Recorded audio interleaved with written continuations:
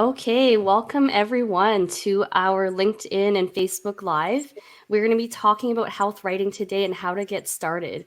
So, my name is Sarah. I'm a registered nurse. I am the owner of the RN Resume. I've been a nurse for a number of years, and I also help nurses at every stage of their careers, and especially resume writing. And I'm going to let my co host introduce herself today.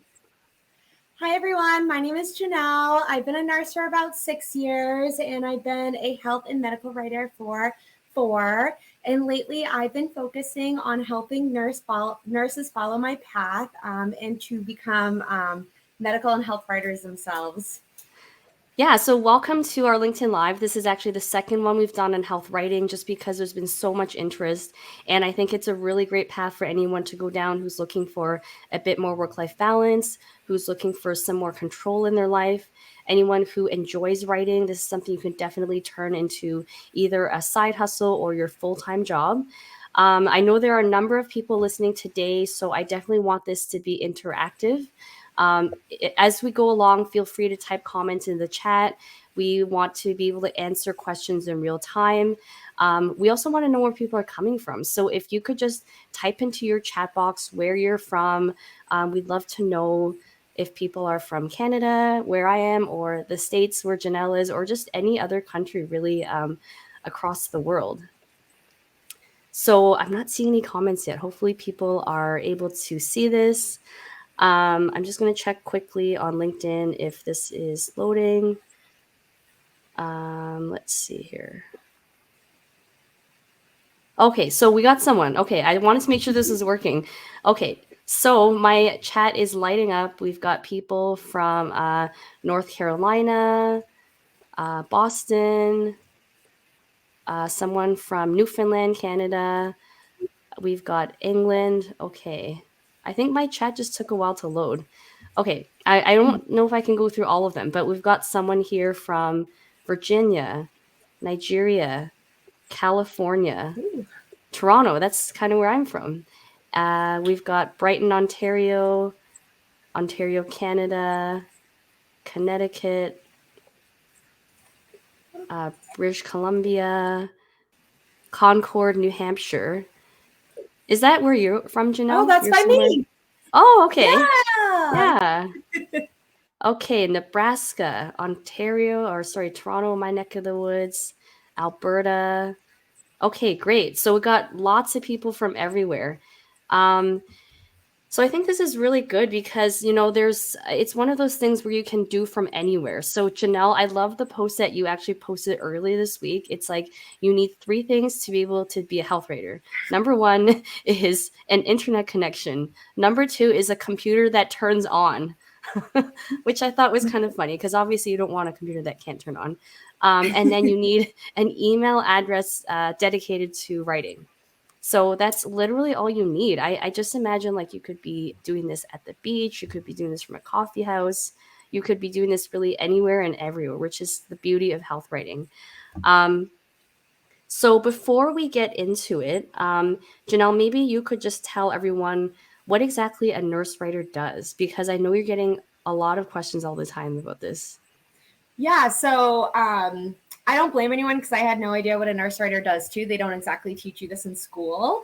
And I'm still learning new little niches between nurse writing and what we do because it is so vast. The same way that nursing has all its little niches, same thing with nurse writing. We have tons of little sub niches. So a nurse writer pretty much writes health and medical content. And we also research the information behind it. So it's different from transcribing. I keep getting a question, is it transcribing? It's not. You're actually like creating the content that you're sending out. So you're creating it from scratch. So it could be a bunch of different things. It could be creating ads for a new podiatrist that's opening up his new facility. It could be writing billboards for a hospital. It could be sending out emails for a small healthcare facility. Those are all examples of copywriting. It could be medical writing, which means that you're using like dense medical terminology to talk mainly to clinicians, so other nurses, doctors, or even like pharmaceutical companies about health conditions. So you could be writing news briefs for them, which is an example of what I do. So I take clinical research and I tie it up nice in a bow for clinicians, and they can actually use that clinical research in their practice. So that's a type of medical writing. And then there's also academic writing, which I did for a little bit too. And that might be a little bit more familiar for at least US-based nurses, because we take the NCLEX. So if you ever did like NCLEX test prep or any type of nursing test prep, really, a like academic nurse writer had to write that. Same thing with nursing textbooks. We can write those. We can write any of the continuing education work that we have to do every 2 years, I think. So if you start to think about it, it really gets like really broad. And nurse writers even can write infographics, and we can also write the manuals for like devices that other nurses use in the hospital. So if you just kind of like think that any sort of content that you see that relates to health, medical wellness, whether it be patient forward or physician forward, that's what a nurse writer does. So it's really broad. Amazing. I'm thinking like there are so many different paths you can go down as a health writer, similar to nursing. There's really just so much out there. It's almost like pick something that you like and that you're passionate about, and just start writing about it. There's no real educational path you have to go down. I know you're going to touch on that later, but that's one thing I just want people to know is you just have to start, and you have to build your skills, right? So it's not that you have to be perfect the first time. It's a work in progress, and you're always going to be getting better. Just like with nursing skills, you have to start, and in order to get better, you have to be able to put yourself out there and get feedback and get better over time. So you also, I know you get a lot of questions about, how do you get started? Because are there certifications that you can take or need to take in order to start writing? Sure. So I want to start off by saying that I'm not classically trained. So I have no English background. I have never studied journalism or anything like that. And I started just right off the bat writing NCLEX test prep questions. And then from there, writing blogs. So you don't need to have any sort of advanced degree or certification to get started. That being said, if you are more comfortable taking a certification, there are certifications out there. If you want to do medical writing, that's extremely dense, research-based topics, and it does have its own grammatical style. It's pretty common sense, and it's really not that different than how we talk. But some people do feel a little bit more comfortable with a certification. So some very, I guess, like dense corners do have their certifications that you can take. But honestly, employers aren't really looking for them. It's really, can you write the work? So if you feel more comfortable writing the work and a certification is going to make you feel uncomfortable or more comfortable, you can definitely take it. But employers aren't looking for that. They just want to know, can you get the work done? So. Okay. So in order to start, you need to pick a niche, right? You need to pick something you feel passionate about. And by the way, in Canada, we do also do the NCLEX. Oh, So okay. yeah. So we do the Okay. NCLEX. That's definitely something you can explore because there's a lot of opportunity out there. So you have written down sort of 3 steps in order to get started. What are those 3 steps if you want to start health writing? Yeah, absolutely. So the first thing is to figure out what you want to write. It is so broad, and there are so many clients out there that it's kind of overwhelming at first because you don't know who to reach out for and you don't really know what you should be doing. So the first thing is to figure out what you want to write about. Do you enjoy talking about health in a conversational way, like explaining a skin condition to your mother? So instead of saying like maculopapular, you might say a raised red and rash. Or do you really love that medical jargon? Do you want to talk like medical, like you would to another nurse or a physician? Is that just like the bee's knees to you? If you do, then maybe you're more cut out for medical writing, and you should start like figuring out in that niche. The other thing is, do you have a certain preferred topic? Now, this doesn't have to be where you worked as a nurse. So if you worked in oncology, you do not have to write about oncology. In the same way that we were trained really broadly, where we took like pediatric courses and we took maternity courses, you are qualified to write outside of your nursing niche. So just remembering that, do you have like a certain topic that you really enjoy writing about? For example, I love writing about neurology, migraines. Those articles, just I can write them so quickly. I know other people that really enjoy writing about like parent health, maternity, that type of thing. It also doesn't really have to be super nursing based. I just mentioned parent health because that's a really hot topic. And I know a lot of nurses that write about parenting topics because that's what they know. So I am talking about health writing right now, but you can take these examples and these steps that I'm going to give you, and you can apply it to different areas of writing. And you can be like a writer for like a mommy blog. Or I know someone that's really into cars, and she was writing about cars for a while. So you can really play into those passions too. So with nurses, we get stuck in these like labels and these boxes that like we make for ourselves with our certifications and our specialties. And that's awesome because we love mastering the field. And I love that part. But we also have to remember that we can break out of those molds. So you can write about oncology if you are from an oncology floor, but you can also write about neurology, pulmonary, because you just have an interest in it. Or if you like cars, you can just write about cars. That's fine too. So the first step is definitely find your niche, find what you want to write about and what type of writing you want to do. Yeah, that's amazing. And I know that we talked in our last webinar about how you got started on Reddit writing about reptiles. So that's not really health related, but it was something that you found that you were interested in, and it kind of snowballed from there. So, yes, first step is find your niche. And then the second step is going to be to set up a resume or portfolio of some kind, right? Yeah. So the second step I call like setting up your tools to succeed because it's just kind of easier to wrap your mind around. And those are definitely your writing resume as well as your portfolio. So once you figure out what you want to do, you're going to research who to reach out for in that area. So what publications to write for. So let's just go with parenting. You decide you want to do a parent blog, and then you stumble upon The Bump, very popular like parenting publication, just the first thing that popped into my mind. So you reach out to The Bump, and they the first thing they're going to ask you is for your portfolio and most likely your writing resume. So you should be preparing these two tools before you even reach out because they're going to ask right away, and you want to be prepared.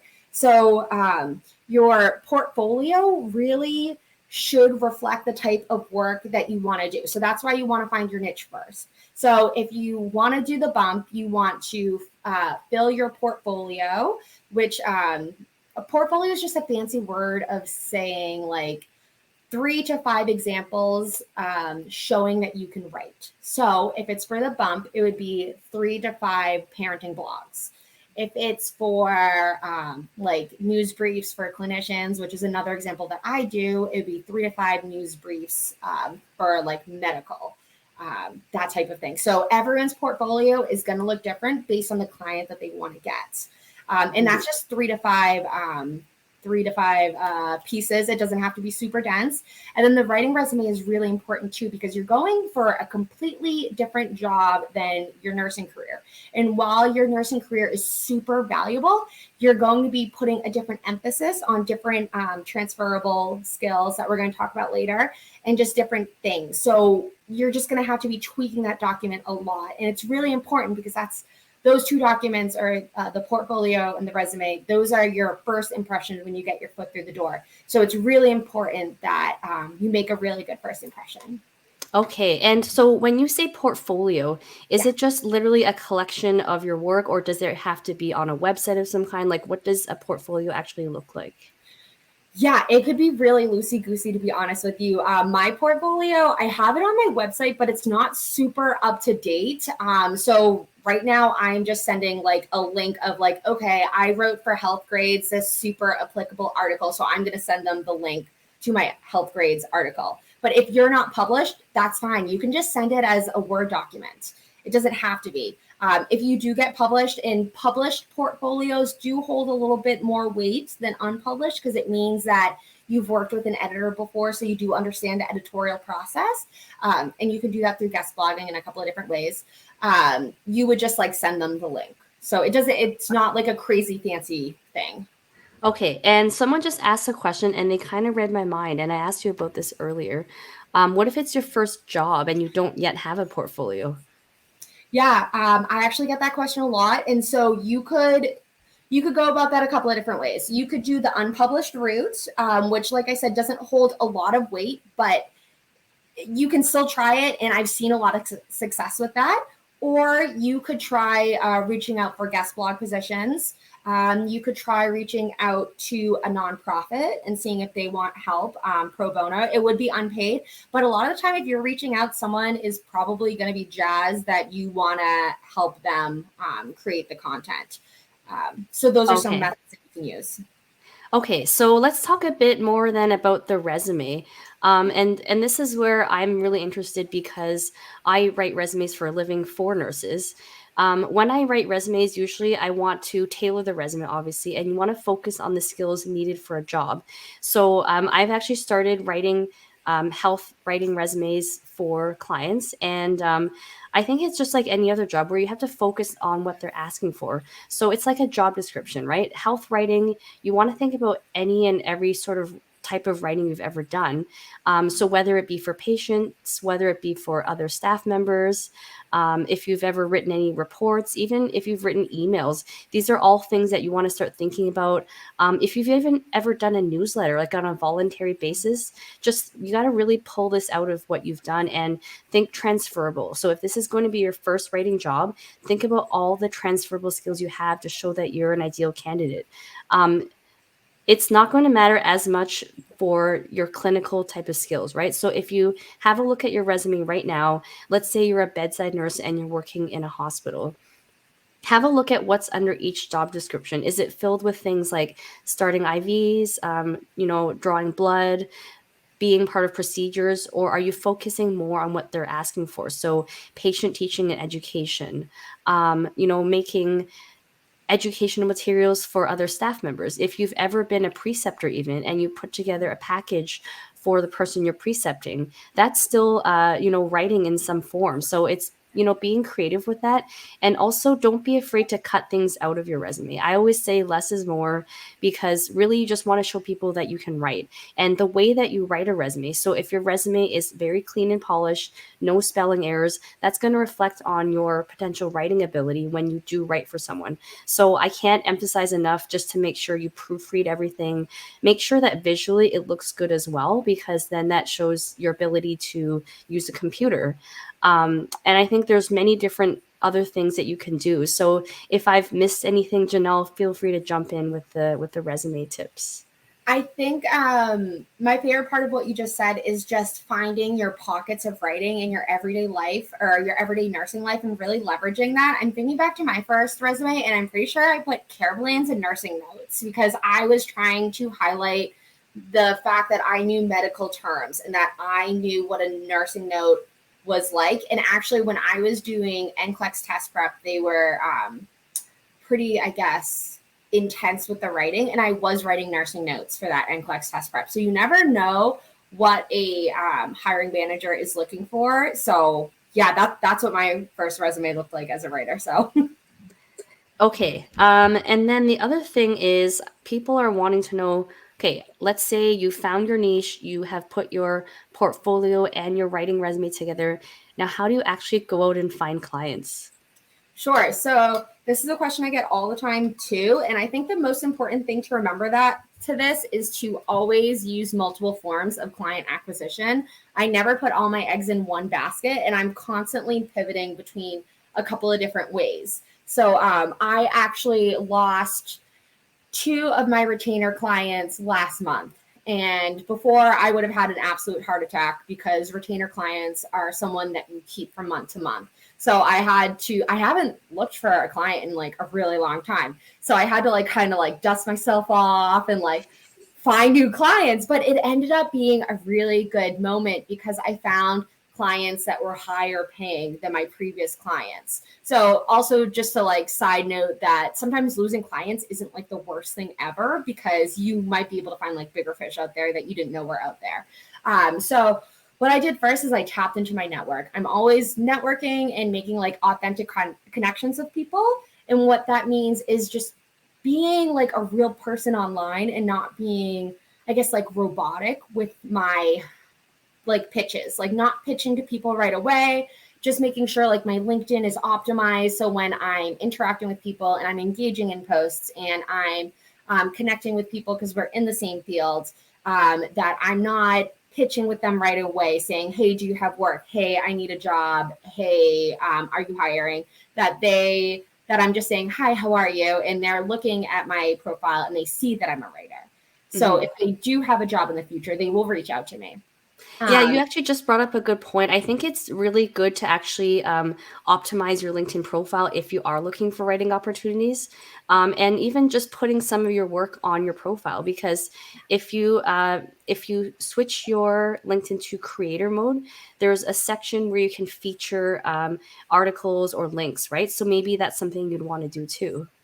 Yes, that's an excellent point. And I was actually using that as my portfolio for a really long time. So, say that someone finds you in a search because they're looking for a health writer and they type health writer and your profile is optimized. If they scroll down to the feature section, they can see your top 3 posts or your top 3 portfolio pieces right there, which is awesome. So, thank you so much for bringing that up. So authentically connecting on LinkedIn is a huge one. Sending out cold reach emails is one too. This one's hit or miss because you do have to send out a large quantity, but I do end up getting a pretty good return. And I have gotten some higher paying clients with this. So this entails going to a website, finding their email and emailing their editorial team and seeing if they need help, that type of thing. And then just looking for job boards and having, once again, a good connection of peers. My peers on LinkedIn know what I write for and I know what they write for. And I'm not in their niche and they're not in my niche. So I send them leads and they send me leads. So that's been really helpful too. Okay, and then last question is about compensation. I know this also gets asked all the time, and you know better than anyone what's the kind of ranges you should be looking for. Yes. So I do get the compensation one a lot, and I was able to replace my nursing income.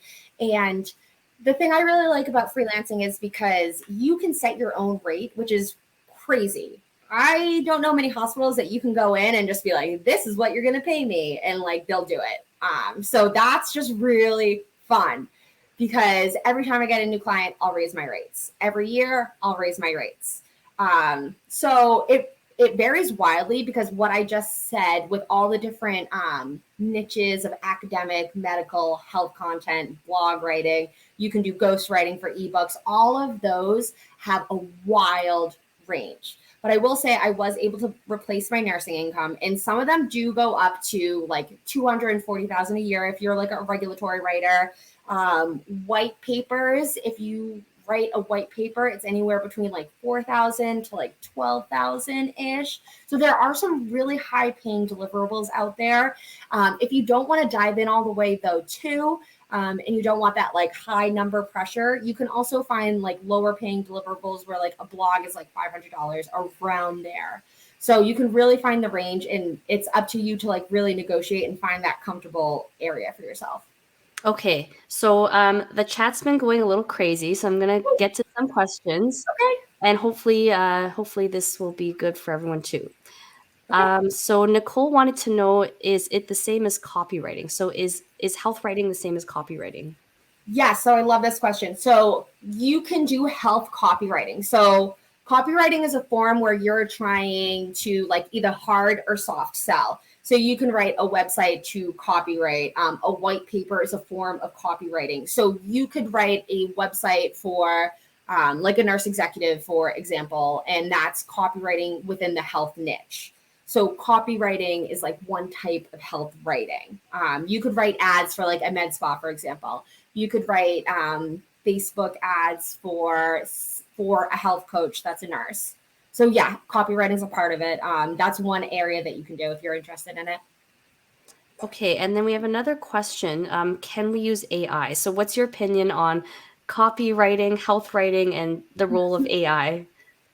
Yes. So this is like a super hot topic. I get this all the time.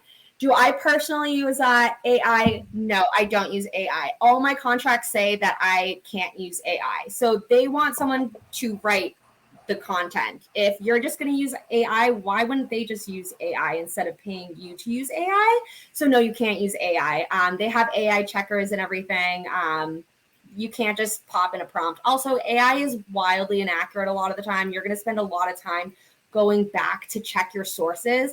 All of your medical and health content, you need to be so tight on your research. Imagine if a doctor just like went in and was like, oh yeah, I just Googled this rash. I didn't like really check anything, but Google says it might be poison ivy. So like, here you go. Like that would never fly. So like we are held to the same editorial standards. And also, so you might be breaking a contract with that. Not only that, but it's just also poor practice. That being said, if you want to use like light editorial AI tools like Grammarly to check to make sure that you're spelling things right, or Hemingway to check to see if it's hard to read your papers, that's okay. But what you Mhm. can't do is feed a prompt into Jasper, like write 1,000 words on like poison ivy treatments. So no, you Mhm. can't really use AI. Okay. Question though. Yeah, someone said, nope, all content goes through AI checker. It's almost like I'm thinking back to when I was in nursing school and when I would submit essays, it would go through some sort of checker. I think it was, I forget what the name was, but some sort of checker to make sure that you weren't plagiarizing directly from the internet. So it's the same sort of thing, right? I think it's just using the skills that you have, because if you're going to undercut yourself and everyone else by using AI, then everyone's just going to go to AI. And I think that's exactly what you said. Why people hire you is for you, not the fact that you can use Chat GPT or whatever. Yeah. And just wanted to let everyone know that's watching that this is being recorded. So if you've missed part of it or you want to go back to it, it'll be available on this link. It'll also be available on my YouTube channel, and we'll be sending out in our respective newsletters. So not to worry if you've missed anything or you're having any tech issues. Nicole also wants to know, is most of the work freelance? That's actually such a good question. I was confused at first because it kind of ebbs and flows. I feel like when I first started, I was only getting full-time job offers and I was trying to look for freelance. And then now I'm starting to get more freelance work. And I think it's because I'm surrounding myself with editors that are looking for freelance. So it's really hard for me to say that because I'm kind of one person in the industry, but I have seen a lot of work that isn't freelance, that is full-time hired work. So it depends. You just have to look around and just make it clear that you're not looking for freelance. And some ways of like client acquisition are like it's more built towards freelance versus like full-time hires. Mm-hmm. Mm-hmm. Okay, and someone was wondering what you meant by white paper. Yeah, I know, right? Isn't that like a weird term? I also had no idea what a white paper is. So it's a form of copywriting. It's a very large deliverable, and what you're doing is you are trying to solve a problem for a target audience. So say that um, say that you're trying to sell a say that you're trying to sell, I don't know, like a vitamin to some doctors. Say it's an amino acid vitamin. You would figure out what the challenges to selling the vitamin was to the doctor, and then you would put a ton of non-biased, research-based information into one monster document. They're usually really big, and they're usually really high paying because they take a lot of research, a lot of energy, and it's a form of copywriting. So it's usually selling a product. That was just like a really vague example, but I feel like you guys get the point. I'm so glad you brought this up because I couldn't have given an answer like you. I'm not even sure what a white paper is. I know this sounds so bad. I got an Yeah. email the other day saying, "Oh, this was released as a white paper," and I'm thinking, okay, maybe this is a fancy word for say research. Um, but always ask, right? You don't know something, Google it, ask someone. There's no harm because this is part of self-learning, right? And educating yourself is just looking things up that you don't know so that you can be more well-rounded. Yeah. Okay, so yes, so I was thinking of Turnitin. That's what it was. Thank you, person on Facebook, for reminding me what it was on the tip of my tongue. Um, Rachel wants to know, would you recommend starting an LLC for this? So I did end up starting an LLC. I didn't at first. For the first 6 months, I didn't, just because I wasn't quite sure where this was gonna go. And it was part-time, and it was just like a kind of like a part-time thing for me. And then I started personal branding and going upwards. So I think it really depends on if you want to like have it be more of an occasional thing. If you're just tipping your toes and you're like, oh, maybe I want to try blog writing and I'm not quite sure, so I'm going to try writing a blog like a couple of times. But if you're going to stick with it, I do recommend starting an LLC. And the equivalent to that for anyone that's Yes. listening in Canada is incorporating. So if Yes. you are thinking about incorporating, there are a number of steps you need to go through, but it does protect you legally a bit more if anything were to happen. And if anyone's interested in chatting more about that, we can talk about it offline. And Janelle also has a course which goes into this in more detail for both Canada and the US. I'm not sure what this person is asking. Do you hire for subcontractors? Yeah, I get this question all the time. So unfortunately, freelance writers don't hire other freelance writers. What you're looking for is like an editor, and also not a freelance editor, someone that works for the publication. A lot of the time, freelance writers have contracts that say not to subcontract. I unfortunately don't own an agency. Right now, I'm just doing all the work myself. Who knows, maybe in the future I will. But right now, no, I'm not hiring. Good luck, though. Okay. And then Dr. Stephen Marshall wants to know what your opinions are on Upwork and Caduceus. I don't know what that second one, but I'm gonna guess that it's similar to Upwork, kind of like a Fiverr, maybe. Um, I don't mind Upwork. I think it's better than Fiverr. Like I said, I don't know the second one. I will say that I think it's hard for people starting off to get that ball rolling. Even myself, as someone that's like very established, I will peruse on there. Like I said, I just had a couple of clients drop me, so I was like, let's see what's going on Upwork. And I will tell you, a lot of the time, there's like 200 applicants for the same job, which you could get it, but they're also like bidding. So they could just be like wicked lowballing and you don't know. Mm-hmm. So if you're starting out, I don't recommend Upwork. I feel like people are going to get like really discouraged on Upwork and think that the market's really bad.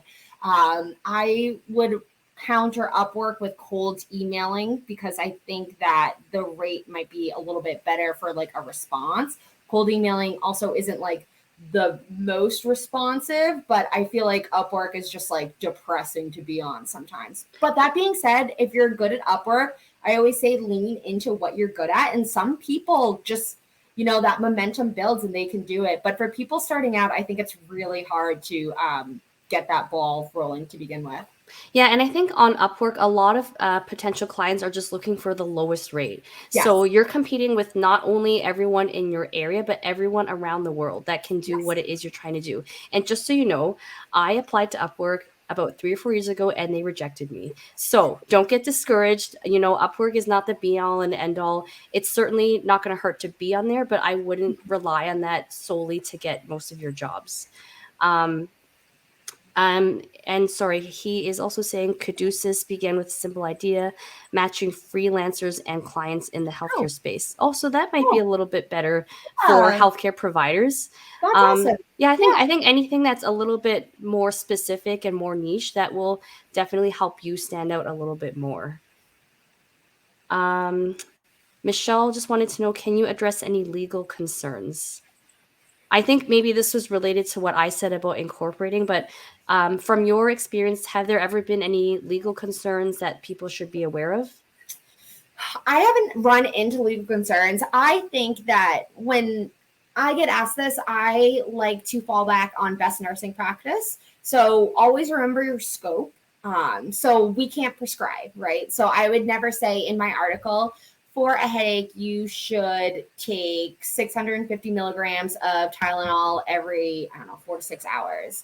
Instead, I would say if you have a headache, you should consult with your healthcare provider. They may recommend some over-the-counter medications.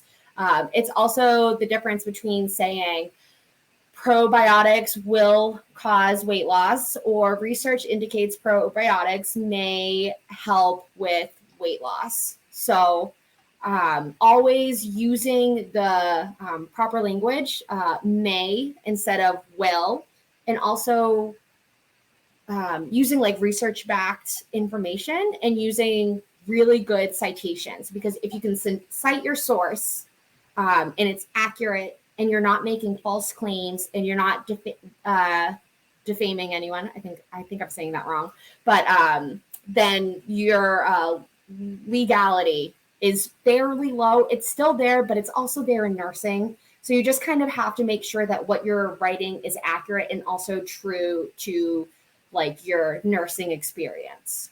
Mm-hmm. Okay, I just saw a really interesting question come through. So what about when a potential client asks you to sign a non-compete agreement? Never, ever walk away. Why? No. So is this when someone says to you, you can't work for anyone else? Like, is that what this means? Yeah, so I actually have never seen a non-compete, but I have heard of people getting stuck in non-competes. There's no reason that someone should have you sign a non-compete. That being said, I've seen like non-disclosures in confidentiality. That makes sense. Maybe you're writing for a medical device company and they haven't dropped their product and they really don't want you talking about the research. That makes sense. But why would someone want to limit your income, especially as a freelancer? What does that say about their character? That's a huge red flag and I would walk away. I would either try to negotiate that out of the contract, or I would have that be a huge red flag that would just make me walk away in general. Because like I just said, what does that say about their character? I would just kind of be concerned about, I don't know, like other issues popping up, like maybe like scope creep, where they have you do more work down the line, but they don't increase your pay, or maybe like them taking longer to pay you. Yeah, a non-compete's a huge red flag. Okay, I kind of feel like this is, let's say you took a per diem or casual job at a hospital and they said, you can't work for any other hospital. This is what it sounds like to me. And why on earth would that be the case, right? So I think also just when something feels off to you, when it feels iffy, I would just trust your gut and not go for it, because you don't want to be stuck in a contract that's going to limit your ability to, like you said, get more clients or raise your rates or whatnot. So definitely walk away from that, and you don't want to be part of something that's not going to be good down the road. Yeah. You can also like reach out to other people on LinkedIn, other writers. Like if I got this question in my inbox, I'd be happy to be like, walk away. So yeah, reach out to your peers. These are all really, really great questions. We have a little bit more time, so if anyone wants to throw another question out there, we'd be happy to answer it. I just wanted to touch quickly on some of the services that I offer and Janelle offers. So like I mentioned, I'm a career consultant and resume writer. My company is called the RN Resume, and I help nurses with all things careers. So whether it be resume writing or cover letters, interview coaching, career coaching, entrepreneurship. If you're looking for some help on a healthcare writing focused resume, I can help you with that. If you're looking to optimize your LinkedIn profile so that you get more opportunities, more messages about healthcare writing versus, let's say, working at the bedside, I can help you with that as well. I'm on LinkedIn all the time. I know Janelle has some really great services as well. Do you want to tell them about your services? Absolutely. So my company is called Willow Bark Health Writing. So it's willowbarkwriting.com. We'll put that in the comments. But I offer, I call it the Super Fantabulous Writing Course because that's fun, but it's actually the Introduction to Freelance Writing course. And it comes with 30 templates, including like an email template that you can send out to prospective clients. And it's built to walk you through your first year of freelancing. So it goes through invoices, how to find clients, how to talk to clients, what to expect, what are red flags for clients, that type of thing. And I also offer a portfolio building package where you can have a guest blog spot on, or a guest spot on my blog, but it's also built to be like an actual editorial experience with an editor. So we'll build a blog, you'll get a template for how a blog should be. We'll go through some like SEO, good practice for references, and then I will edit the blog and also do like little reasons why, so that the next time you go to write a blog, you'll use those key like references to be stronger in your writing. So, and then I also offer coaching packages for people that just are feeling a little bit unsure and just need a little bit more help. I'm also super active on LinkedIn. If you guys have any questions, I'm always happy to reach out. Yeah, and so I think Dr. Stephen Marshall put your website in the chat there, so willowbarkwriting.com. And if anyone's interested in reaching out to me, my website is thernresume.com, all one word. You can also send me a private message on LinkedIn. You can email me, sarah@thernresume.com. I'm on all the socials, so you can certainly find me there. I do see a couple other questions. Cool. Do you cold email LOIs for marketing? I do. Yeah, it's a part of my tool belt. So I would say I use a couple of different methods. I do use cold email LOIs.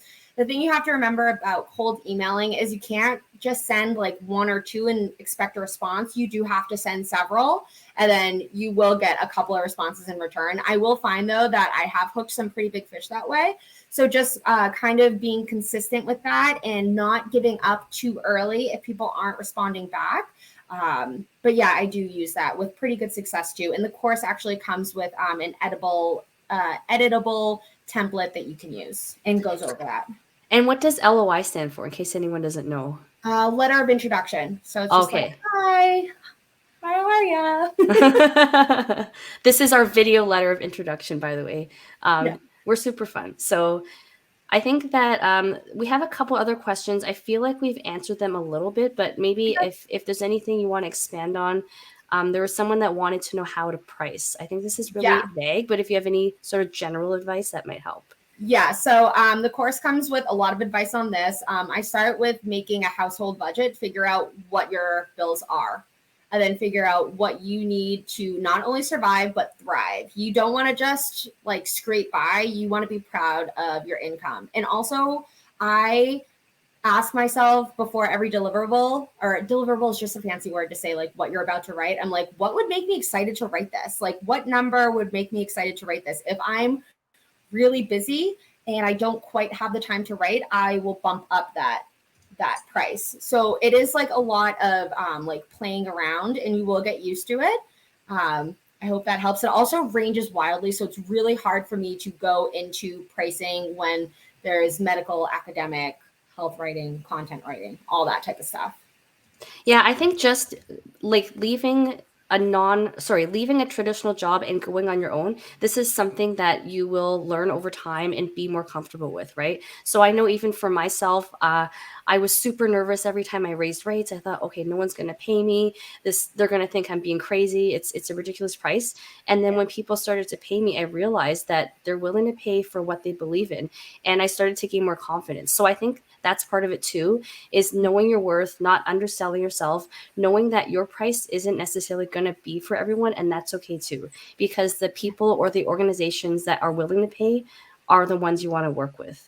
I can also probably share on my end that some of the more difficult clients I've had that I probably shouldn't have took were trying to get a lower price from the beginning.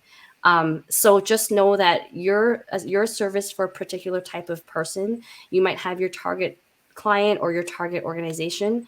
And once you understand who that is a bit better, then you can price more accordingly. Let's see here. So a couple people just said, thank you for the information. Thank you. If you want to contact Stephen, this is his website. Any other questions from anyone? Okay.